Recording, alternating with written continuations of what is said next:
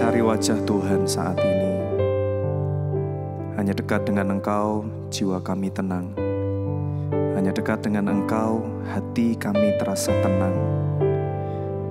Untuk itu Tuhan, saat ini pujian penyembahan yang kami naikkan karena kami mengasihi Engkau, sebab Engkau sudah terlebih dahulu mengasihi kami. Kasih-Mu yang terindah dalam hidup kami. Terima kasih Tuhan, terima kasih. Kasih Yesus indah dalam hidupku, menghiasi hati dan jiwaku. Ku tak dapat hidup tanpa kasih-Mu, Tuhan. Pegang tanganku sepanjang jalanku. Kasih Yesus indah dalam hidupku, menghiasi hati dan jiwaku. Ku tak dapat hidup tanpa kasih-Mu, Tuhan. Pegang tanganku sepanjang jalanku.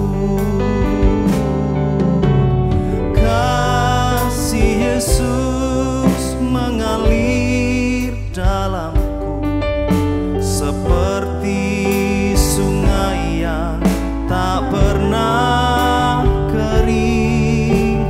Kasih Yesus membebas hatiku.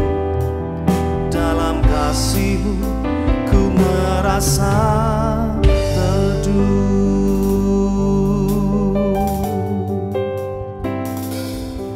Kasih Yesus indah dalam hidupku, menghiasi hati dan jiwaku. Ku tak dapat hidup tanpa kasih-Mu, Tuhan. Pegang tanganku sepanjang jalanku. Kasih Yesus indah dalam hidupku, menghiasi hati dan jiwaku. Ku tak dapat hidup tanpa kasih-Mu, Tuhan. Pegang tanganku sepanjang jalanku.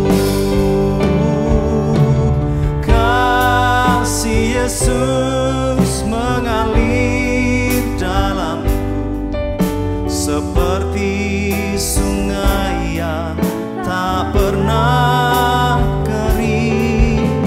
Kasih Yesus membebas hatiku. Dalam kasih-Mu ku merasa teduh.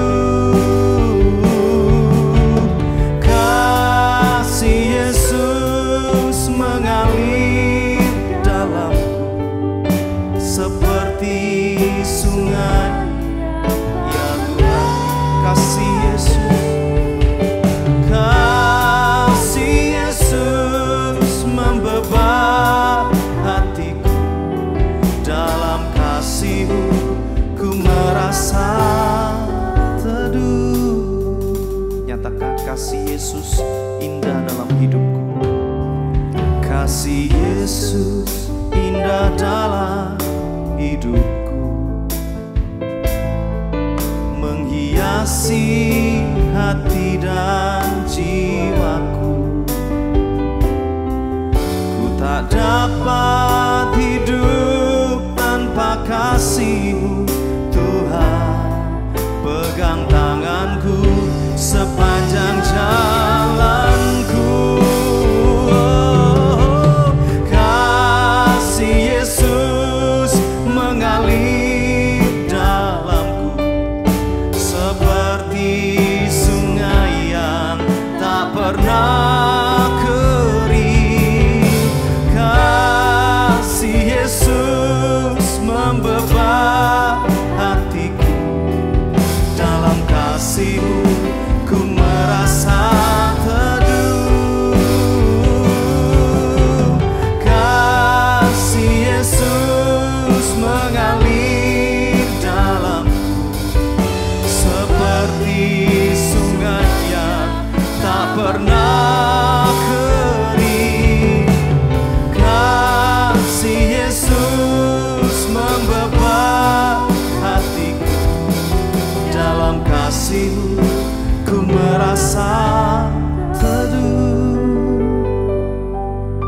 kasih Yesus mengalir,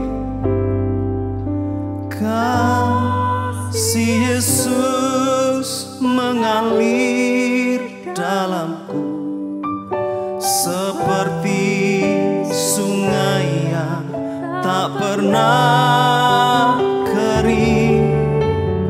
Kasih Yesus membebas hatiku, dalam kasih-Mu ku merasa teduh. Kasih Yesus,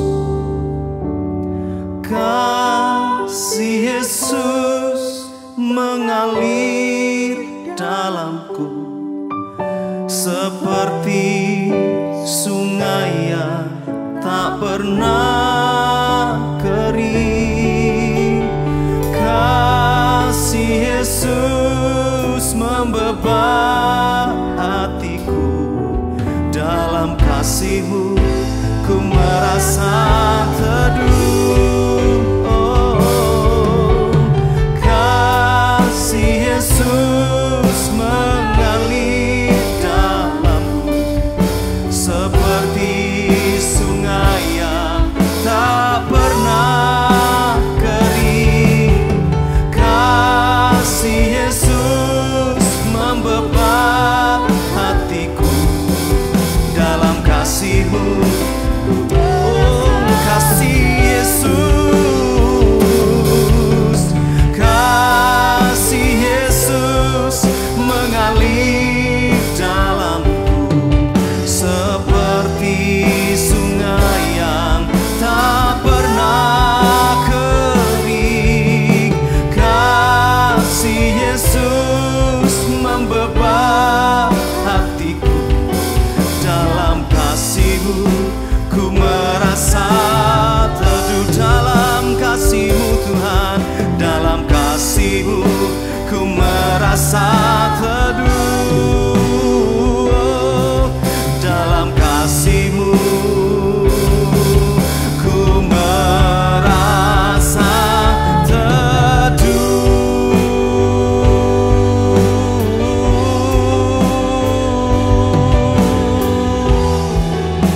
Kasih-Mu mengalir, penuhkan hidup kami, penuhkan hidup kami Tuhan.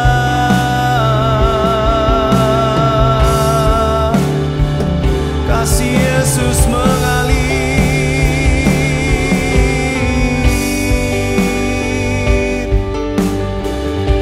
Oh, ini penyembahan kami,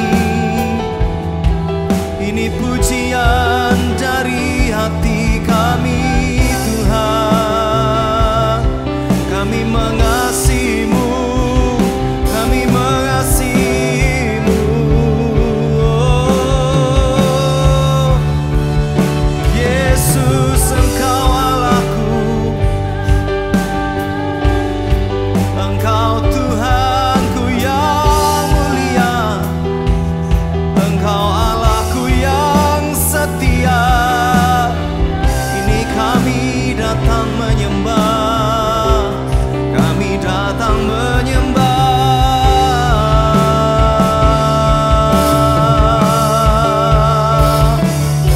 Di hadirat-Mu yang suci, menghampiri tata kudus-Mu. Oh, sebab Engkaulah satu-satunya, Engkaulah segala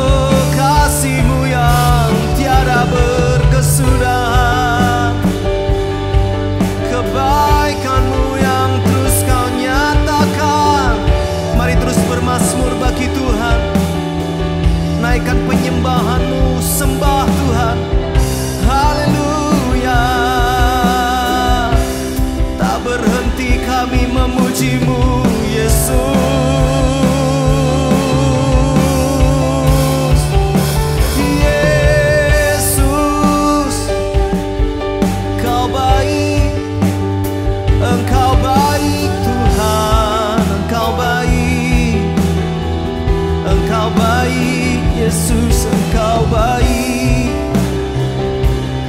Selamanya kami milik-Mu, selamanya kami milik-Mu, selamanya kami milik-Mu.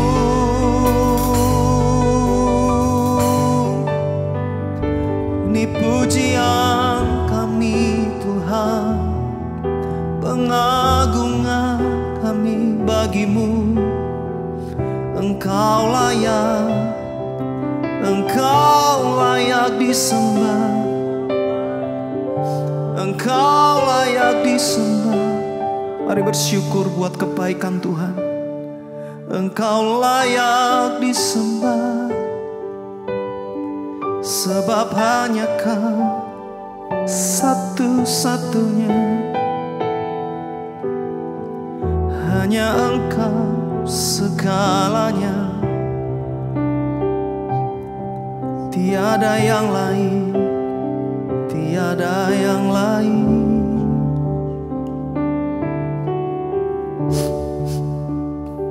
Tiada yang lain, tiada yang lain, hanya Engkau Tuhan. Tiada yang seperti-Mu Yesus. Terima kasih Tuhan.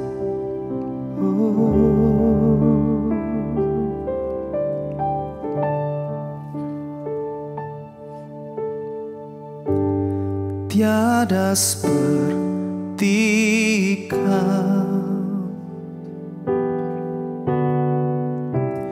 yang telah menjamah segenap hatiku. Tak seorang pun di dalam hidup ini seperti Kau Tuhan.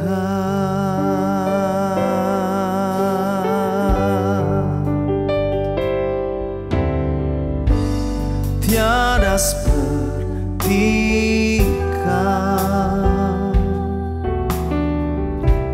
yang telah menjamah segenap hatiku. Tak seorang pun di dalam hidup ini seperti Kau Tuhan. Kasih-Mu seperti sungai mengalir, kuasa-Mu menyembuhkan. Air mataku Engkau hapuskan. Tiada seperti Kau, tiada seperti Kau yang telah menjamah segenap hatiku. Tak seorang pun di dalam hidup ini seperti Kau Tuhan. Tiada seperti Kau yang telah menjamah segenap hatiku. Tak seorang pun di dalam hidup ini seperti Kau Tuhan. Kasih-Mu seperti sungai mengalir, kuasa-Mu menyembuhkan.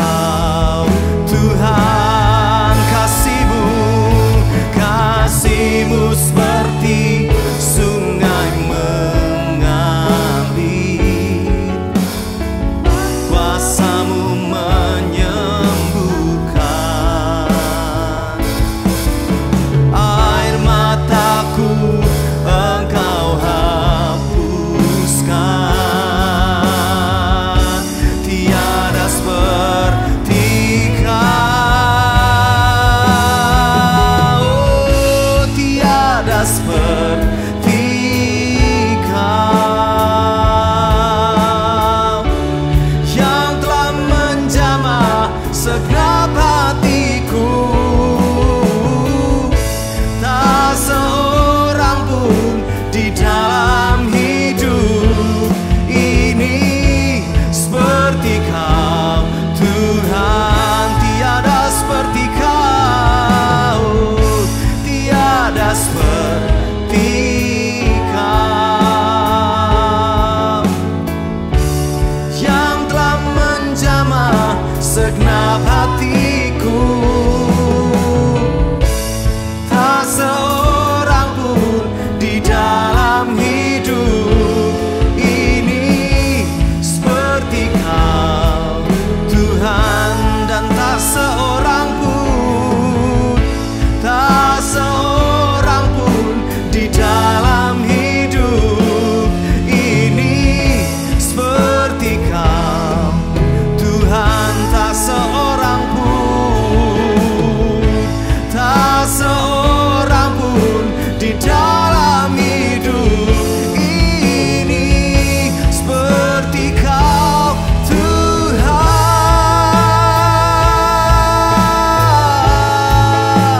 Oh, tiada yang seperti Kau, tiada yang seperti-Mu. Hanya Engkau, Yesus, hanya Engkau. Oh, tiada seperti Kau, tiada seperti Engkau. Ini kami yang mengagumi-Mu, ini kami yang mengasihi-Mu, Tuhan. Ku naikkan pujian, ku naikkan sembah, kemuliaan bagi-Mu, Tuhan. Oh, keagungan, kejayaan, kemuliaan bagi Yesus. Biar segala bangsa menyembah, biar semua yang bernafas mengagumi Engkau, Tuhan. Ku bersyukur, ku bersyukur.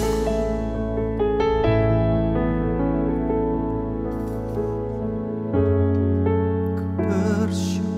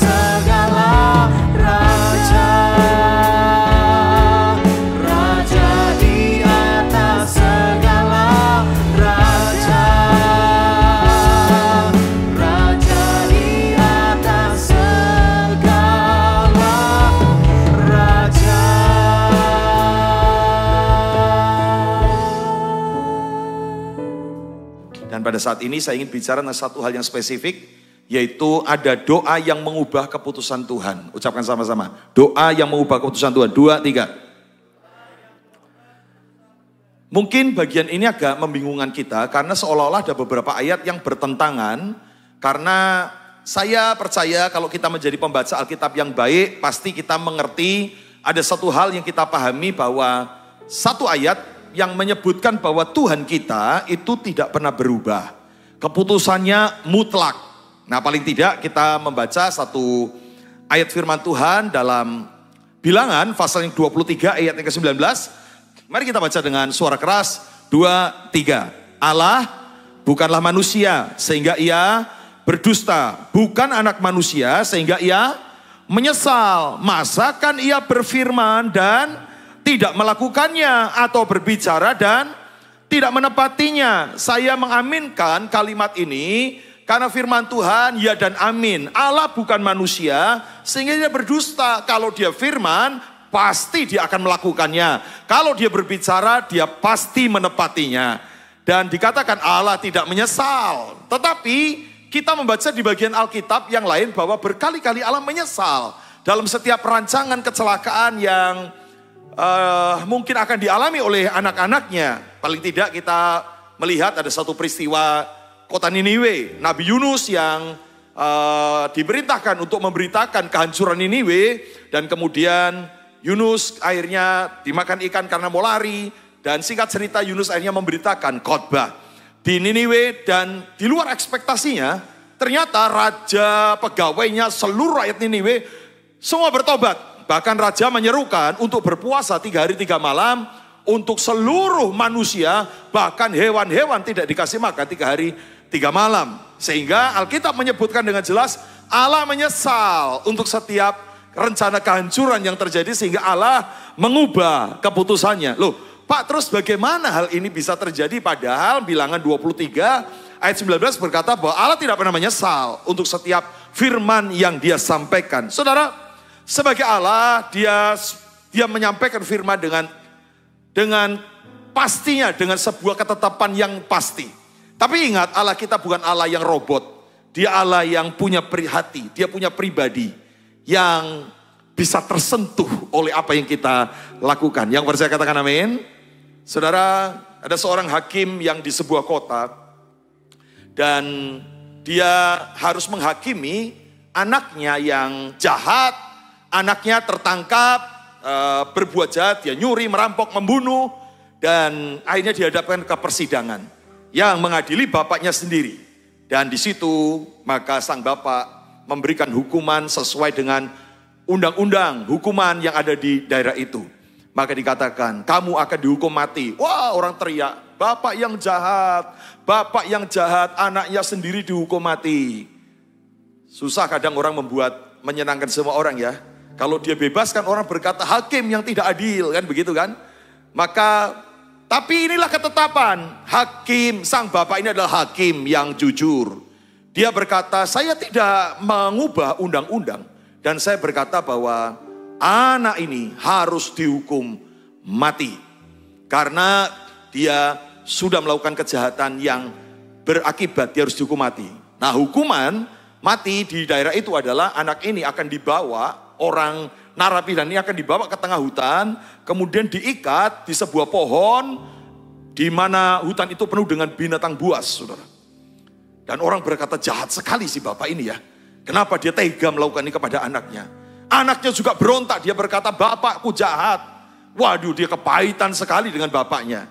Dan dia ngomong, masa sih sama anaknya sendiri tega? Tapi sang bapak berkata dengan tegas, dia ngomong, saya tidak bisa mengubah keputusan saya. Dan akhirnya anak ini dibawa ke tengah hutan, diikat pada sebuah pohon, ditinggal semalaman, saudara. Dan selama ini tidak ada yang hidup. Dan kalau besok dia masih hidup, artinya alam membebaskan dia. Dan dia boleh bebas dari hukuman yang ada. Karena hukumannya sudah dijalani. Ditinggal semalam untuk diumpankan kepada binatang buas. Saudara, tidak pernah ada orang yang keluar hidup-hidup pada esok hari. Karena hutan itu dihuni serigala yang buas, macan, singa, ular, wah macam-macam beruang yang siap menerkam narapidana siapa saja. Dan malam itu anak ini diikat. Malam dia mulai mendengar suara-suara yang aneh-aneh. Suara auman serigala, lolongan serigala dari jauh. Matahari mulai tenggelam, suasana mulai mencekam. Terdengar langkah cukup berat dan dengar auman. Wah, ini singa datang nih. Waduh, terdengar suara mendesis. Wah, ini ular nih. Dia begitu takut karena suara-suara itu makin mendekat, makin mendekat. Dan dalam keputusannya dia berkata, Bapakku jahat. Dan dia pingsan, saudara. Karena dia begitu takut dengan suara-suara yang siap menerkam dia, mencabik-cabik tubuhnya. Karena banyak binatang buas yang kelaparan, siap akan memakannya. Ketika dia siuman, dia mulai sadar, loh kok aku masih hidup ya? Dan dia melihat langit mulai terang. Berarti dia bisa melewati malam dengan selamat. Dia berkata, aku selamat ternyata. Tetapi yang mengherankan dia ketika matahari mulai muncul, dia melihat banyak binatang, bangkai-bangkai binatang di sekitarnya. Ada beruang yang tertusuk oleh tombak. Ada macan yang tertusuk oleh pedang. Ada ular yang kepalanya terpenggal. Ada banyak serigala berserakan mati. Saudara, dia pikir siapa yang melakukan ini? Dia menoleh dan dia melihat ke belakang. Bapaknya sang hakim itu berdiri di belakangnya dengan berlumuran darah, dengan pedang dan tombak. Sebagai hakim, dia berkata, anak ini harus dihukum. Sebagai ayah, hatinya tersentuh untuk mengubah semuanya, saudara. Sehingga dia akhirnya diselamatkan. Keputusan Allah jelas untuk orang berdosa, bahwa orang berdosa harus mati. Tapi ingat, Yohanes pasal 3 ayat 16 berkata, karena begitu apa? Besar kasih Allah akan dunia ini. Sehingga keputusannya gak berubah. Orang berdosa harus mati. Masuk neraka. Tetapi ada satu sisi Allah yang berkata bahwa karena begitu besar kasih Allah, sehingga ia mengaruniakan anak yang tunggal. Yesus diberikan supaya barang siapa percaya kepada Yesus tidak binasa, melainkan beroleh hidup yang kekal. Yang mulai paham katakan amin. Jadi inilah sisi yang saya ingin sebutkan buat kita. Bagaimana dalam keadaan kita hari ini, mungkin kita hari ini sudah berkata, Tuhan kenapa harus aku diizinkan kena penyakit yang berat? Kenapa harus diizinkan rugi besar? Kenapa aku harus diizinkan mengalami kehilangan orang-orang yang aku kasih? Kenapa aku harus diizinkan saya harus menderita sebuah persoalan yang begitu berat? Saudara, hari ini dengar baik-baik. Kita bisa punya doa yang mengubah keputusan Allah. Katakan amin. Perhatikan, mari kita akan baca satu kisah yang sangat indah ini. Dalam 2 Raja-Raja pasal yang ke-20 ayat 1 sampai 6, saya ingin membaca satu kisah tentang Raja Hizkia. Ya. Mari kita akan lihat ayat ini. Pada hari-hari itu Hizkia jatuh sakit dan hampir mati.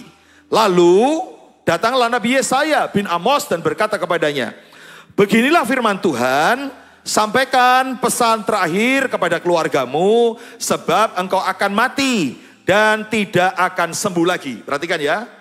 Ada seorang raja namanya Hizkia, sakit hampir mati. Dan karena raja yang besuk banyak. Termasuk ada hamba Tuhan, namanya Nabi Yesaya. Dia mendengar raja sakit. Maka sang pendeta, sang gembala ini, sang nabi ini datang besuk, visitasi kepada raja yang sedang sakit. Tapi waktu mau membesuk, Tuhan berkata, nanti kalau ketemu raja ngomong begini ya, kamu sampaikan pesan terakhir saja sama keluargamu, karena kamu akan mati dan tidak akan sembuh. Halo, kalau Anda sakit, minta, Pastor Semi tolong doakan. Pastor Semi datang, harapan Anda kan didoakan sembuh. Tapi kalau hamba Tuhan berkata, Pastor Semi ngomong sudah gak usah doa-doa, kamu bakal mati. Kamu gak akan sembuh. Kira-kira apa perasaan kita ya? Pastor berkata, wes besok ndak usah KOG-KOG-nan. Wes ra usah kebaktian-kebaktiannya. Ra usah jadi wong Kristen. Pendeta aja kayak gitu modelnya. Anda tahu ya, ini raja loh. Dan didatangi seorang hamba Tuhan dengan pesan yang aneh. Coba lihat ayat warna hijau ini. Sampaikan pesan terakhir sama keluargamu. Sebab engkau akan mati, ndak usah doa-doa. Ya, kamu akan mati dan engkau tidak akan sembuh. Perhatikan, mari kita lihat ayat berikutnya. Lalu Hizkia memalingkan mukanya ke arah dinding dan ia berdoa kepada Tuhan. Dan mari kita lihat doanya. Oke, dibantu saja ya. Tuhan, ingatlah kiranya bahwa aku telah hidup di hadapan-Mu dengan setia dan dengan tulus hati, dan bahwa aku telah melakukan apa yang baik di mata-Mu. Kemudian menangislah Hizkia dengan sangat. Next. Tetapi Yesaya belum lagi keluar dari pelataran tengah, tiba-tiba datanglah firman Tuhan kepadanya. Waktu Hizkia dikasih tahu dia akan mati, dia memalingkan wajahnya ke arah dinding, dia nangis kepada Tuhan. Dia berkata, Tuhan kenapa bla bla bla. Nah karena nangisnya lama, maka sang nabi pulang aja lah, ya kan. Tapi baru di tengah, belum keluar dari istana sang raja, Tuhan berkata begini, ayat yang kelima. Baliklah dan katakanlah kepada Hizkia raja umatku, beginilah firman Tuhan Allah Daud bapa leluhurmu, telah ku dengar doamu dan telah ku lihat air matamu, sesungguhnya aku akan menyembuhkan engkau. Pada hari yang ketiga engkau akan pergi ke rumah Tuhan. Next, perhatikan, mari baca bagian ini, 2, 3. Aku akan memperpanjang hidupmu 15 tahun lagi, dan aku akan melepaskan engkau dari kota ini dari tangan Raja Asyur. Aku akan memagari kota ini oleh karena aku dan oleh karena Daud hambaku. Perhatikan, ini kisah yang sangat menarik ya. Waktu Hizkia dikasih tahu dia bakal mati, dia nangis. Dan sang nabi merasa dicuekin mungkin ya. Udahlah, sudah saya sampaikan kok. Dia pulang. Tapi baru di pelataran tengah, Tuhan berkata balik. Tiba-tiba Tuhan mengubah keputusannya. Yang tadi berkata, mati, sekarang balik. Kasih tahu dia akan hidup. Aku akan memperpanjang umurnya 15 tahun lagi. Bahkan ada bonus. Aku akan memagari, aku akan melepaskan engkau dari kota ini dari tangan Raja Asyur. Saudara, kalau lihat background kisah ini, Israel terbagi 2 wilayah, utara dan selatan. Ya, utara itu ibu kotanya Samaria, dan di bagian selatan adalah kerajaan Yehuda yang ibu kotanya Yerusalem, saudara. Dan waktu itu kalau saudara melihat pada kisah berikutnya, si Hizkia ini raja dari kerajaan selatan, dan dia mendengar kerajaan utara Samaria itu ditaklukkan oleh Raja Asyur, dan sudah ditaklukkan dan bahkan diusir orang-orang Yahudi. Dan kemudian nextnya adalah ini Asyur sedang menuju ke sini karena Alkitab berkata mereka sedang dikepung. Sudah kerajaan utara sudah ditaklukkan, dan sekarang rombongan Raja Asyur itu sedang mengepung. Sehingga wah, ini sesuatu yang menakutkan juga. Dan rupanya kesembuhan yang dialami oleh Hizkia bukan hanya dapat berkat sembuh, tetapi juga ada bonusnya, yaitu Raja Asyur dikalahkan. Wah, ini kan berkat besar, saudara ya. Sebuah berkat yang bukan hanya kesembuhan, tapi juga dalam pemerintahan dia mendapatkan berkat yang indah. Tapi saya tertarik sekali dengan dalam satu peristiwa yang gak butuh bertahun-tahun. Dari kira-kira ya, menurut saudara, dari Yesaya ngomong, sudahlah kamu pas sampaikan pesan terakhir kepada keluargamu, tinggalkan wasiat, karena kamu gak akan hidup, kamu bakal mati, dan kamu gak akan sembuh. Hizkia memalingkan wajahnya ke dinding. Yesaya pulang. Di pelataran tengah, kira-kira butuh waktu berapa lama? Ya, berjalan dari kamarnya Hizkia menuju pelataran tengah. Saya rasa nggak lebih dari 5-10 menit ya. Di situ terjadi tiba-tiba keputusan Allah berubah. Balik. Tuhan berkata kepada Yesaya, pulang kembali. Kasih tahu, dia akan sembuh. Loh, kalau saya jadi Yesaya, saya tanya Tuhan, yang benar nih. Tadi ngomongnya bakal mati, sekarang suruh ngomong sembuh. Sudah kadung nangis-nangis sih. Ya kan, sudah terlanjur nangis-nangis dia. Sudah putus asa, saya suruh balik. Kirain saya bisa pelin-pelan loh. Ya kan, dan yang pelin-pelan itu saya atau Tuhan. Kan gitu kan. Tapi kita melihat ya, maka saya ngomong, dalam 10 menit itu, antara Hizkia nangis, sampai kemudian Yesaya berjalan sampai di pelataran tengah, ada satu peristiwa yang harus kita lihat di sini. Apa peristiwa itu sampai Allah mengubah keputusannya? Hari ini mungkin kita melakukan banyak kesalahan, saudara ya. Dan Tuhan berkata, habis kali ini kamu. Mungkin kita melakukan banyak hal yang melemahkan. Dan kali ini habislah kita. Dan berapa orang berkata begini, ya memang itulah bagian saya. Memang itulah jatah yang harus saya tanggung karena saya memang salah. Saudara, banyak orang menyerah dengan hal ini. Kenapa kita nggak berpikir satu hal, saya bisa mengubah keputusan Tuhan. Lewat apa, saudara? Nah, itu yang hari ini kita akan lihat. Apa yang membuat Allah mengubah keputusannya? Di antara Hizkia memalingkan wajah ke arah dinding dan menangis, kemudian Yesaya meninggalkannya, jalan sampai ke pelataran tengah, ada satu peristiwa di situ yang mari kita lihat sama-sama. Yang pertama yang saya temukan, next, yaitu Hizkia berperkara dengan Allah. Mari kita lihat bagian ini. Next, dalam ayat yang ketiga dikatakan, Tuhan, ketika dikasih tahu, udahlah kamu gak usah didoa-doakan, kamu bakal mati, kamu gak akan sembuh, tinggalkan aja wasiat. Dan Hizkia memalingkan wajah ke arah dinding dan dia berdoa. Lihat isi doanya, karena inilah yang terjadi antara Yesaya berjalan dari kamarnya Hizkia menuju pelataran tengah. Doa ini naik di hadapan Tuhan. Doa itu apa isinya? Mari kita penasaran nih. Apa doanya ya? Kok sampai Tuhan mengubah keputusannya? Dan ini doanya. Tuhan, ingatlah kiranya bahwa aku telah hidup di hadapanmu dengan setia. Dengan tulus hati. Dan bahwa aku telah melakukan apa yang baik di matamu. Kemudian menaikkan Hizkia dengan sangat. Perhatikan. Hizkia mendaftarkan semua hal-hal yang pernah dia lakukan untuk Tuhan. Ini namanya investasi rohani. Ketika Anda beribadah hari ini bukan waktu yang sia-sia. Anda tidak sedang membuang waktu. Ketika Anda melayani, tadi banyak hamba-hamba Tuhan yang melayani, Anda tidak sedang membuang waktu percuma. Suatu saat engkau bisa pakai waktu yang Anda pakai untuk melayani ini, untuk engkau berperkara kepada Allah. Tuhan, aku kan sudah melayani. Tuhan, aku kan sudah beribadah.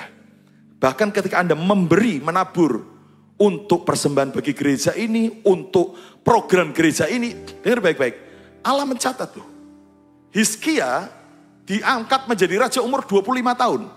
Dan 29 tahun, atau 27 atau 29 tahun, dia memerintah Israel. Dan Hizkia mencatat, pemerintahannya adalah, dia raja yang paling getol mengembalikan iman orang Israel kepada Allah Yehova, kepada Allah Yahweh. Ini adalah raja yang sangat getol, dia meruntuhkan kuil-kuil Baal. Dia getol sekali untuk mengembalikan ibadah-ibadah yang dipersembahkan kepada Allah Yehova. Saudara, sehingga ini menjadi catatan yang baik. Bukan hanya dicatat oleh Alkitab, tetapi dicatat oleh Tuhan. Sehingga ketika Hizkia harus menerima keputusan Allah, kamu akan mati, gak akan sembuh. Dia mulai berperkara. Dia angkat ini. Seperti seorang pengacara yang membawa perkara, mungkin kliennya. Ini kan masih muda, seumur hidup belum pernah melakukan tindak pidana. Mungkin gara-gara agak lalai nyetir sehingga nabrak orang, meninggal. Kan tidak cocok untuk disetarakan dengan pembunuhan. Mungkin begitu ya, saya tidak terlalu mengerti, mungkin ada di antaranya ada pengacara. Anda kan bisa mengangkat hal-hal yang positif kepada hakim, sehingga hakim memutuskan oke, dibebaskan, atau oke, hukumannya diperingan, kan begitu saudara. Sama juga ini, Hizkia tahu persis keputusan Allah bahwa dia akan mati. Dia percaya betul kepada Yesaya, ini bukan main-main. Dan hari itu Hizkia berperkara dengan Allah, Tuhan, aku kan sudah hidup setia. Aku kan sudah tulus. Aku kan telah melayani engkau dengan baik. Aku kan telah membawa umatmu kembali kepada Allah Yahweh, kepada Allah Yehova. Tidak kepada dewa-dewa orang-orang yang lain. Aku yang meruntuhkan setiap tiang-tiang Baal, tempat penyembahan dewa-dewa yang lain. Aku orang yang membawa kembali peribadatan orang Yahudi dengan benar. Bukankah aku yang melakukannya? Saudara, dia membawa perkara ini. Berharap sang hakim itu memberikan keringanan hukuman. Dan betul saudara, ketika dia panjatkan ini, maka Yesaya lagi mau pulang. Dicegat sama Tuhan, balik. Kasih tahu, saya gak jadi hukum dia. Bahkan umurnya, dia akan sembuh dalam 3 hari. Dalam 3 hari dia akan mulai ibadah di rumah Tuhan. Dan aku akan memperpanjang umurnya 15 tahun. Bukan itu saja. Hari ini dia sedang dikepung oleh Raja Asyur. Raja Asyur aku kalahkan. Wih. Anda tahu kenapa hal itu terjadi? Karena Hizkia punya tabungan investasi rohani di hadapan Allah. Katakan amin. Anda sedang memberikan persembahan, menabur bukan sia-sia. Anda tahu semua dicatat oleh Tuhan. Suatu saat ketika engkau harus berperkara dengan Allah, engkau bisa mengangkat ini di hadapan Tuhan. Tuhan, bukankah aku sudah mati-matian untuk Tuhan? Tuhan, bukankah aku sudah menabur bagi Tuhan? Tuhan, bukankah aku sudah melayani? Tuhan, bukankah aku sudah mengorbankan waktu istirahatku untuk latihan? Saya tadi ceritain Pastor Semi, dia berkata bahwa untuk latihan ini, PW nggak gampang. Ada latihan vokal, latihan musik, pelayanan hari ini. Saya tadi mendengar kurang lebih jam 4 sudah mulai pelayanan, sudah mulai persiapan, ada doa. Anda tahu, itu tidak sia-sia. Nanti katakan amin. Anda gak sia-sia loh melakukan ini.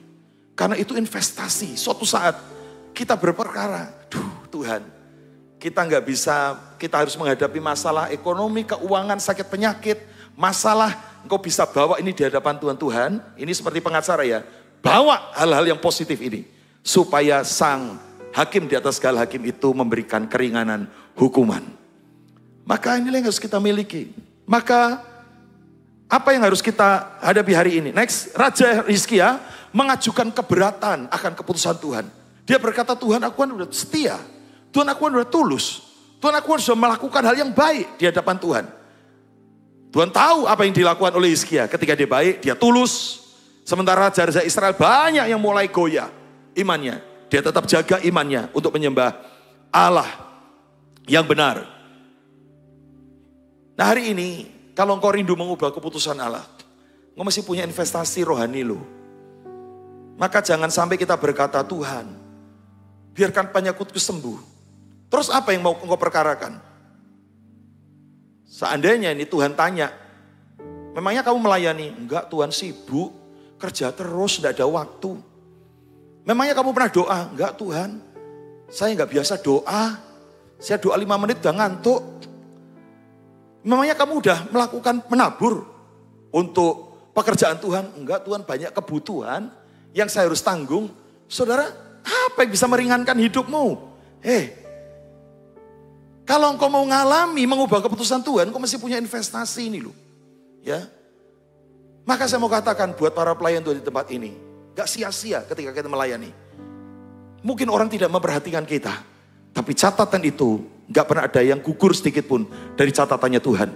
Katakan amin. Engkau mati-matian. Mungkin ada seorang ibu yang hari ini berdoa.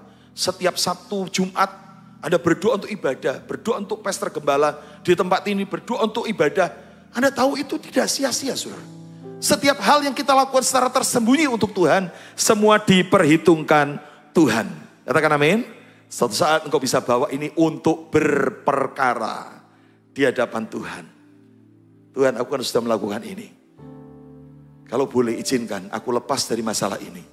Bukankah aku sudah berdoa? Bukankah aku sudah melayani? Bukankah aku sudah menabur?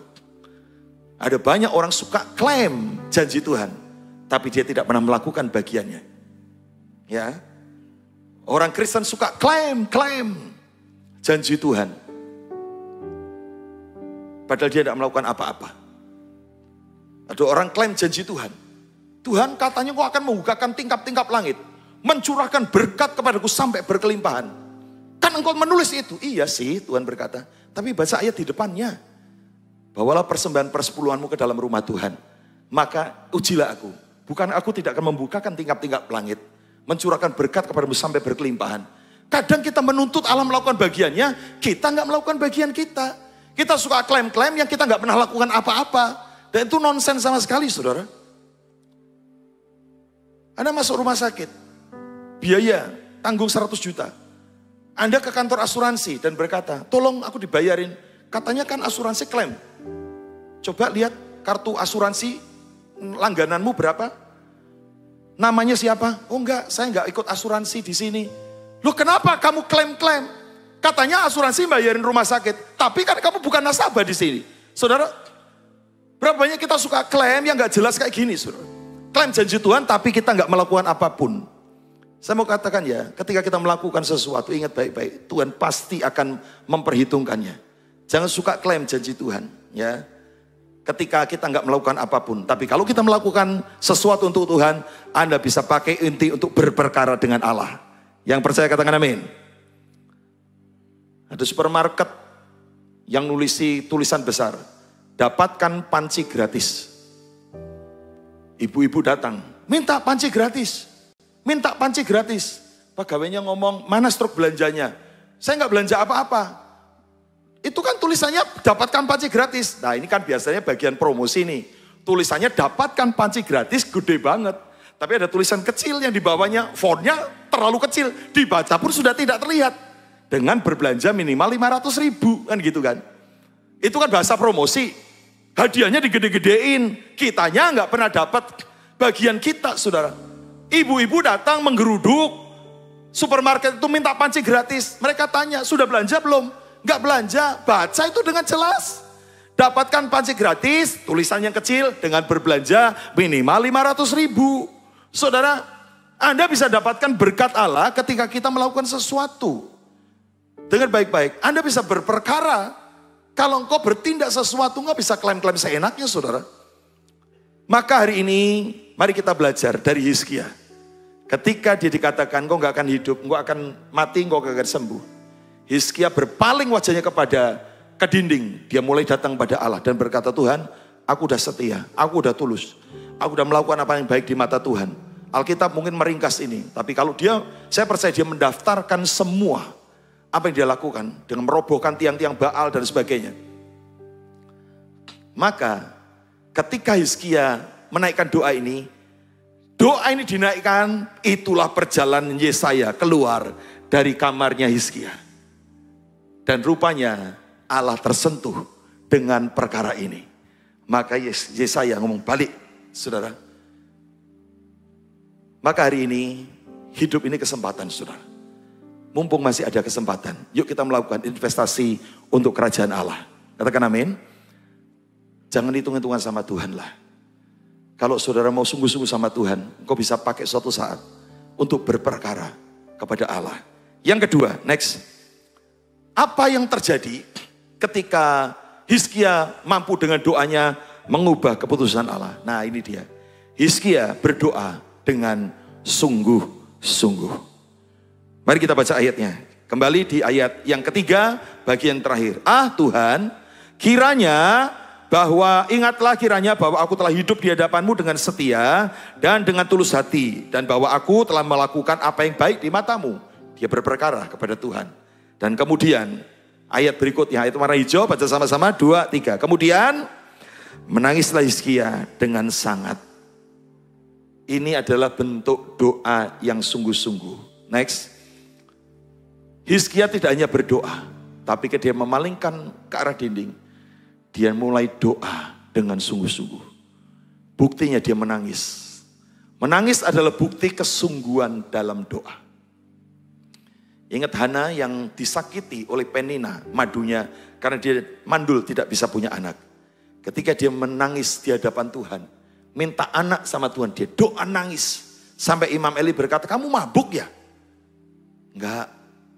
Hatiku pedih. Aku sedang minta kepada Allah seorang anak di dalam kandunganku. Saudara, doa tangisan Hizkia bukti bahwa dia sungguh-sungguh. Menangis menunjukkan kesedihan yang begitu mendalam. Saya dalam pelayanan banyak sekali melihat banyak mujizat, saudara. Dan itu meneguhkan hidup saya. Berapa tahun yang lalu saya khotbah di kota Semarang, di GBI Gajah Mada Semarang. Ada seorang yang selesai saya khotbah berkata, Pak, boleh nggak saya didoakan? Saya udah nikah ini 7 tahun nggak punya anak juga. Ya namanya pendeta diminta doa, buat saya senang saudara ya. Kan hari ini jarang sekali jemaat datang minta doa ya. Yang paling banyak adalah jemaat datang setelah pendeta khotbah minta foto saudara ya.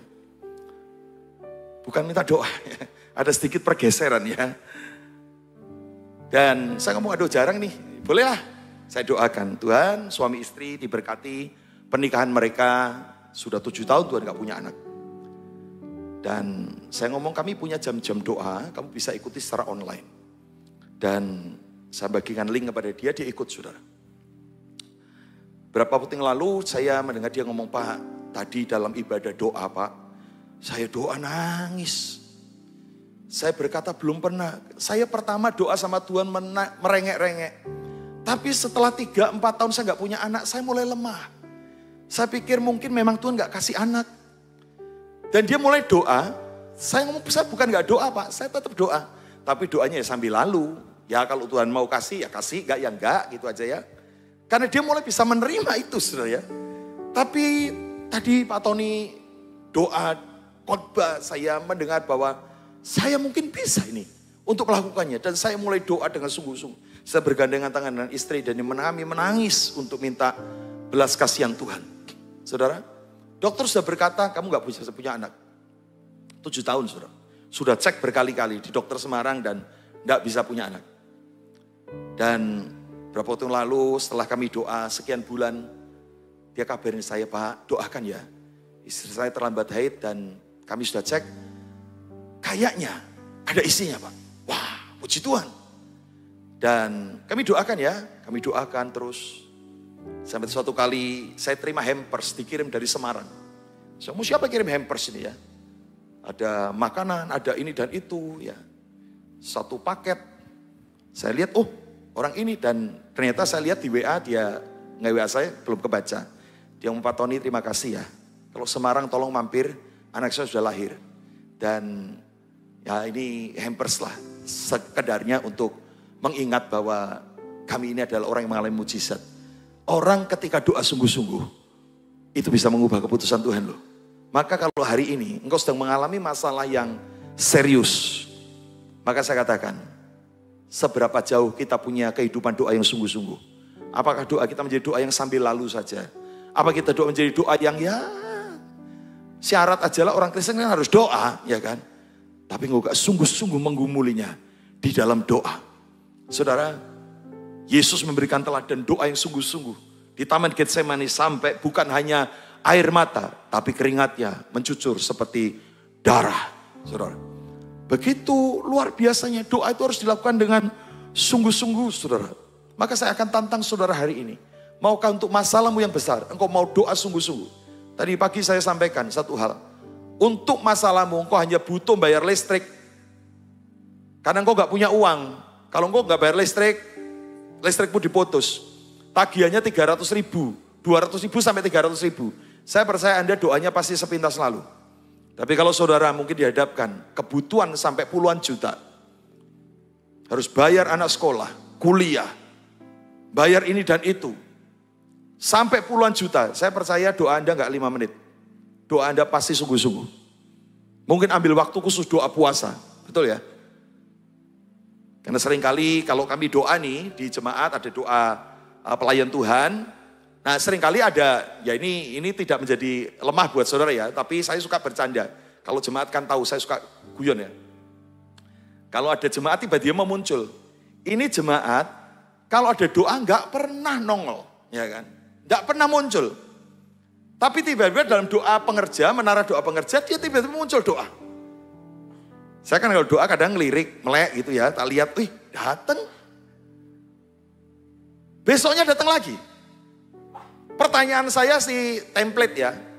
Ada masalah apa? Ya kan? Gak pernah datang doa, kok tiba-tiba datang doa. Nah itu biasanya orang akan cerita, ya apa saya baru kena ini, saya baru ketipu, saya main saham hancur, begini ya, saya divonis dokter kena penyakit kanker dan sebagainya. Wah mulai terbuka saudara. Orang sungguh-sungguh doa ketika dia harus menghadapi situasi yang membingungkan seperti itu. Maka tangisan adalah bentuk kesungguhan kita di dalam doa. Dan saya melihat air mata kita pasti diperhitungkan Tuhan. Pemazmur berkata, air mataku kau tampung dalam kirbatmu. Katakan amin. Kirbat itu adalah botol kecil saudara. Dan itu menjadi bagian, kalau itu biasanya kehidupan raja-raja ya. Kalau raja-raja itu sedih, dia nangis, misalnya permaisurnya meninggal. Raja, permaisuri meninggal. Meninggal. Dia mau nangis, itu pegawainya sibuk cari botol kecil tuh ya. Dan ketika dia nangis ditampung air matanya. Itu namanya kiribat. Ditampung air matanya. Kemudian ditutup, dikasih label. Air mata kematian permaisuri. Dan itu ditaruh di depan. Singgasana raja yang biasa dia lihat. Sehingga raja akan terus mengingatnya. Dia pernah menangis untuk kematian anaknya. Kematian permaisurinya. Dan itu diingat terus. Kenapa? Karena ada di depan. Singgasana sang raja. Dan Alkitab berkata, air mata kita ditampung dalam kiribatnya Tuhan. Katakan amin. Ketika engkau menangis, engkau pikir air matamu tertumpah percuma. No. Allah akan mengambil kiribat dan menampungnya. Ditaruh di depan singgasana Allah. Allah mengingat penderitaanmu. Dan kalau engkau sungguh-sungguh, maka dia akan memberkati, mengubah keputusannya. Katakan amin. Yang terakhir, harapkan mujizat, saudara. Ini yang kita lihat. Mari kita lihat di ayat yang keempat dan ayat yang kelima. Tetapi Yesaya belum lagi keluar dari pelataran tengah. Masih di dalam istana. Tiba-tiba, katakan tiba-tiba. Tiba-tiba itu mendadak. Tiba-tiba sekonyong-konyong. Datanglah firman Tuhan kepadanya. Balik dan katakanlah kepada Hizkia, raja umatku. Begini firman Tuhan, Allah Daud bapak leluhurmu. Telah kudengar, yuk baca dari bagian ini. 2, 3. Telah kudengar doamu dan telah kulihat. Benar kan? Peristiwa Yesaya keluar dari kamarnya Hizkia. Terjadi peristiwa yang saya sebutkan tadi. Maka Tuhan mengingatkan, dia berkata, telah kulihat, telah kudengar doamu. Doa yang mana? Bukan doa setahun yang lalu. Doa yang barusan ini loh. Ketika Hizkia memalingkan wajahnya ke dinding. Telah kulihat air mata. Air mata yang mana? Yang barusan ini. Ya kan? Inilah Allah kita. Allah itu mengerti setiap kehidupan kita. Katakan amin. Allah mengerti setiap penderitaan kita. Hizkia nangis, Allah lihat loh. Hizkia doa dia dengar loh. Termasuk saudara jemaat KOG di sini. Anda doa, Tuhan mendengar. Anda nangis, dia melihatnya. Ya. Sesungguhnya aku akan menyembuhkan engkau dan pada hari ketiga engkau akan pergi ke rumah Tuhan. Hari ini kau akan sembuh, nanti hari ketiga kamu bisa ibadah lagi. Wah, saudara, ini adalah berkat Allah yang indah. Apa yang kita pelajari dari hal ini? Next, mujizat bisa terjadi, mujizat bisa datang lebih cepat daripada yang kita bayangkan. Katakan amin. Baru saja loh. Gak perlu doa puasa berbulan-bulan. Gak perlu doa puasa yang berjam-jam. Dia hanya perlu berdoa, Tuhan ingat ya, aku kan udah setia. Aku kan udah hidup baik. Aku kan udah hidup benar di hadapanmu. Baru saja doa. Langsung dijawab, keputusan Tuhan berubah. Dia tidak jadi mengambil nyawa Hizkia. Saya mau katakan satu hal ini. Camkan baik-baik saudara. Bahwa mujizat bisa datang lebih cepat daripada kita bayangkan.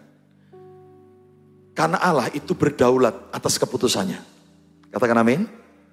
Dia bisa mengubah penyakitmu sembuh hari ini juga.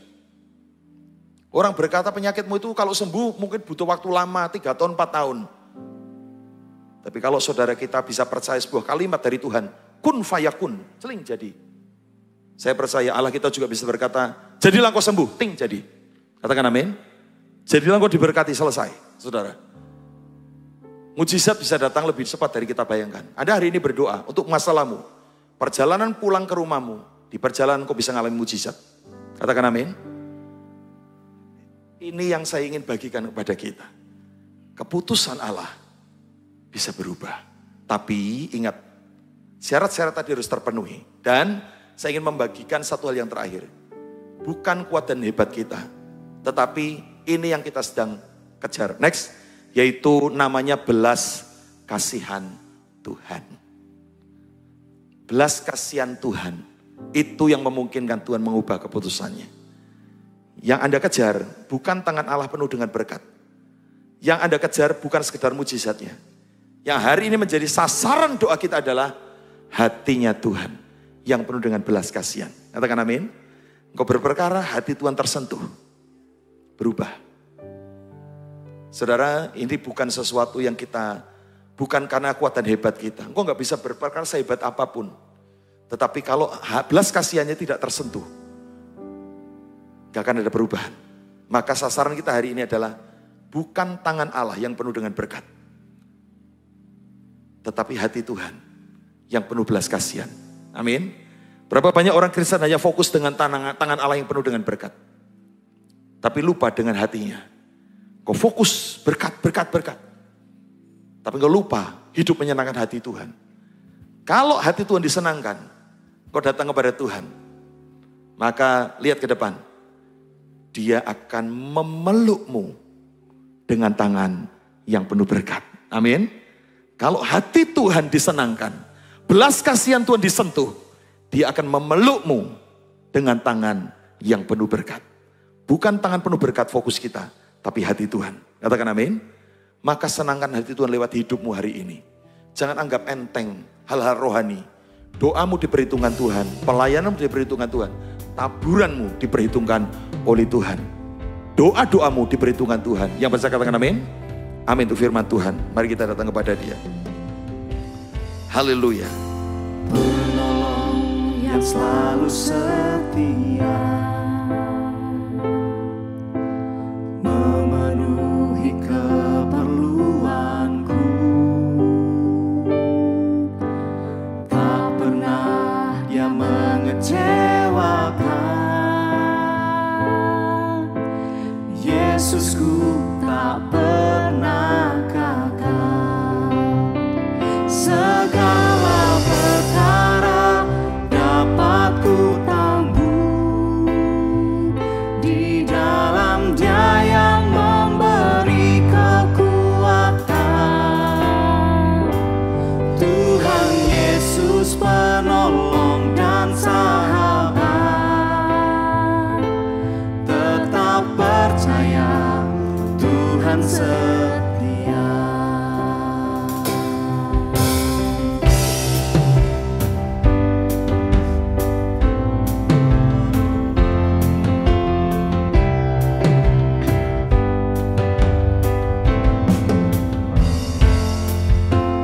Penolong yang selalu setia,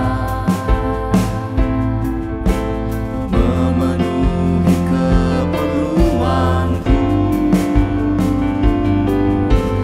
Tak pernah Dia mengecewakan.